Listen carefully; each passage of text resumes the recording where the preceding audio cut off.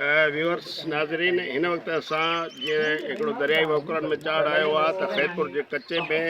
ऐं शिकारपुर लाड़काणे ज़िलनि जे कच्चे में भी पाणीअ जी जेका सतह उहा मथे थी आहे। केतिरा ई ॻोठ जेके आहिनि हेठां वारा इलाइक़ा पाणीअ में भरिजी विया आहिनि। हिन वक़्तु असां खैरपुर ज़िले जे ॻोठ करम खान जूणे जे वारे इलाइक़े में ॿेड़ीअ ते सफ़र करे रहिया आहियूं, जंहिंमें असांजा कलोड़ा ऐं जूणे जा कम्यूनिटीज़ जा ॻोठाणा बि शामिल आहिनि ऐं खैरपुर खां साफ़ी दोस्त पिणु जेको आहे शामिल आहिनि।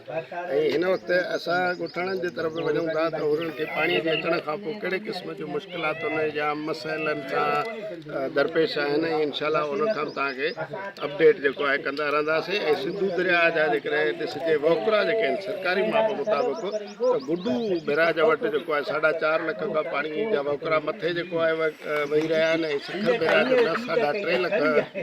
क्यूसिक जेतिरो पाणी जेको आहे वही रहियो आहे, जॾहिं त कोटड़ी ताईं 2 लख क्यूसिक पाणी पहुची चुको आहे। इन सॼी सूरत हाल में माण्हुनि जो माल मुतासिर थियो आहे, माण्हुनि जा ॻोठ, उन्हनि में बीमारियूं, उन्हनि में ॿिया मसइला लॾ पलाण, इहे सभु शयूं आहिनि जंहिंजे लाइ असां पिणु जेको आहे तव्हांजे ॻोठाणनि सां ज़रूरु ॻाल्हि ॿोल कंदासीं।